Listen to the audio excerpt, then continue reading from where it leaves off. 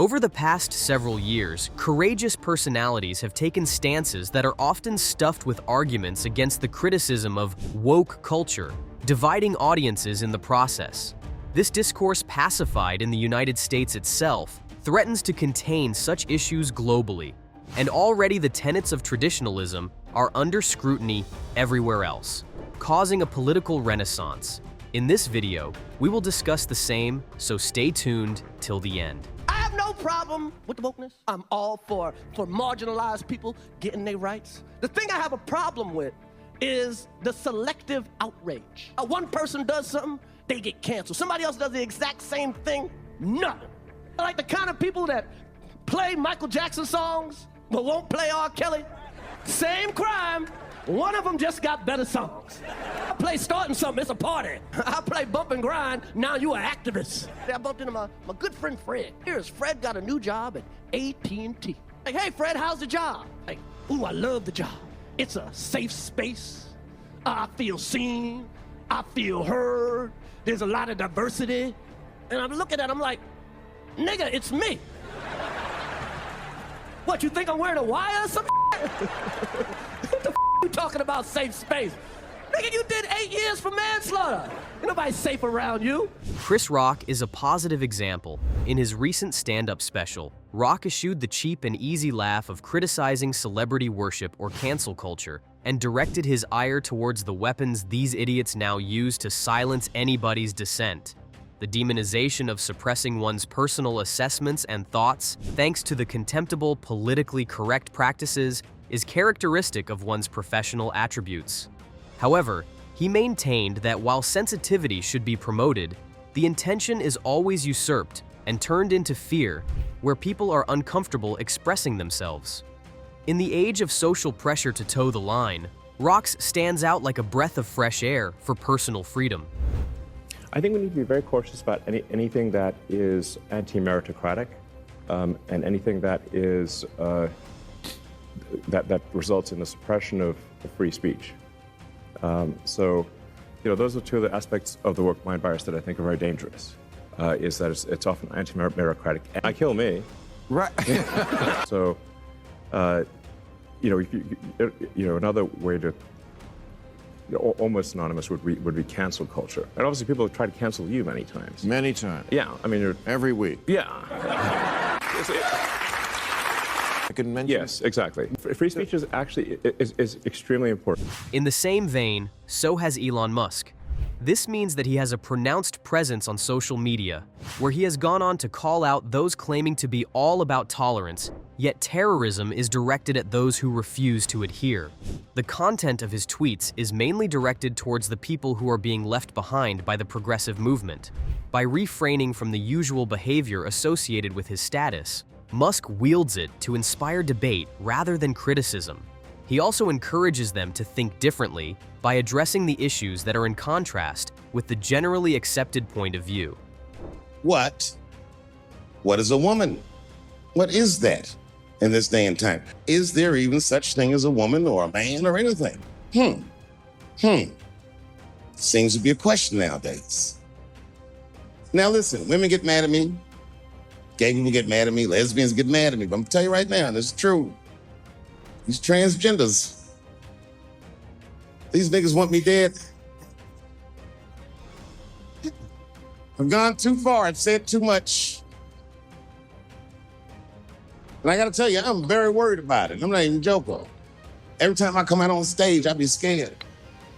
I be looking around the crowd, searching for knuckles and Adam's apples to see where the threats might be coming from. A nigga came up to me on the street the other day. He said, "Careful, Dave, they athletes." Dave Chappelle is yet another powerful personality in this case. The latter included the intricacies of gender and race in his most recent special, revealing the hypocrisy of the woke agenda. The comedian's words and their subsequent application have initiated discussions on the not-so-thin orange line that exists between social advocacy and conceit, in which fundamentalist idea policing is carried out. Chappelle's refusal to conform to social norms has generated a lot of criticism and admiration. Such situations demonstrate the extent to which polarizations exist in relation to the woke debates. Still, Chappelle is an ardent supporter of the notion that comedy is meant to be thoughtful and therefore should have no boundaries. It is an excellent example of how serious issues could be tackled through entertainment. The response has been basically that's why I think I've been in tears, you know, like this overwhelming people sending me. I mean, when I am at like my lowest, people are like pulling me up in droves. When I wouldn't hashtag trans rights and I wouldn't put my pronouns in, like they kept on it pressuring, and finally I just said, I'm not doing this, you know, like I'm not, like, what are the pronouns? I didn't even know what people were talking about. Gina Carano's situation also shows the tension related to a given individual's star power, as well as the woke movement. Carano stirred controversy when she chose to speak out against the tyrannical force of political correctness, and she was soon afterwards let go from a major franchise. Yet instead of shrinking away, she let herself become a target, and delighted in the endless controversy many free speech advocates face. Carano's situation epitomizes the double-edged sword of fame and responsibility. Some say that public personalities ought to be above reproach, while other people say that often leads to a repressive atmosphere where people do not speak their truth. It's only been a couple of years since we've learned that women could have dicks. Because a woman is a woman and a man is a man. So if somebody's gonna try to blackmail me with advertising, blackmail me with money, go yourself. Go yourself. Hey, Bob. So triggered by a flag. It's a rainbow flag. You mentioned Regent Street. I'm not triggered by a rainbow flag. I'm triggered by the fact that everywhere I go for a calendar month, everything has to be a rainbow flag. Well, I'm triggered that everywhere I go for the entire year, everything has to be straight. Why is straight everywhere? Where's my straight flag? Why am I constantly Where getting is my straight flag? Why are straight people holding hands in the street? When have you ever seen a straight flag? Why has Mickey Mouse got a Tell girlfriend? me one straight flag hanging right now anywhere in the world. Why are straight people Where pushing is the straight flag? identity Where's the onto straight me? flag? Everywhere. Where's my straight flag? It's everywhere. It's never been a straight flag. You're a straight flag.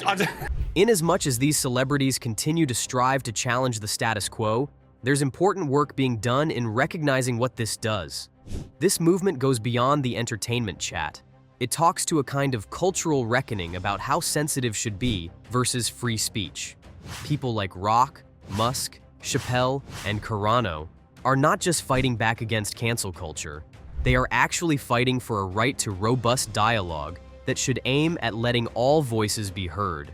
I think the hardest lesson a young person has to learn in their 20s is you are not the main character in everybody's story. You're the main character in your own. Pop star Halsey weighed in with a criticism of the expectational burden on artists to fit into certain narratives. In an interview, she loudly expressed the idea that creativity cannot be feared enough to bar it for fear of backlash. Many artists feel cornered into fitting into an increasingly narrow definition of acceptable expression. Her position calls for more creation space, not one, defined by the constant threat of cancellation. For the longest time, celebrities looked at people as the weird people. That motherfuckers get weird sometimes, man. People get weird. That's how we looked at people. You switched it. We're the weird people now. You look at us like, what the fuck is wrong with him?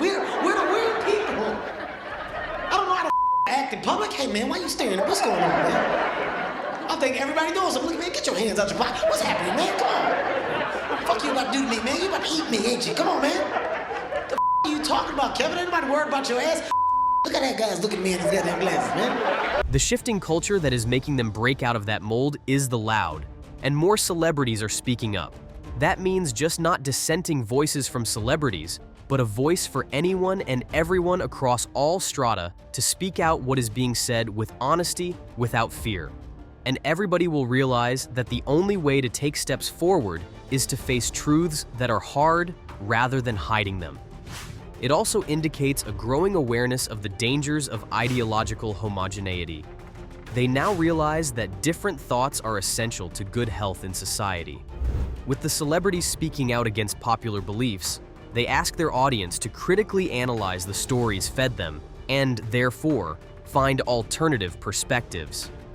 This is fundamental in a democratic society because open debate forms the basis of knowledge and change. This idea of purity and you're never compromised and you're always politically woke and all that stuff, you should get over that quickly. The world is messy. There are ambiguities. Yep. People who do really good stuff have flaws. People who you are fighting may love their kids. Finally, this is what the fight between celebrities and woke culture does. Remind the world of a need for balance between accountability and freedom of expression. And as we wade into these rough waters, we would do well to remember that such progress is never linear in nature. Diversity of thought deserves acceptance, discussion in a respectful manner encouraged, and dissents allowed because a healthy society cannot survive without all these. While this lot continues to work their way through their involvement within this contentious environment, that influence remains undeniable. They become sparks for discussions outside the comfort zone of the status quo and challenge people to introspect towards faith and values.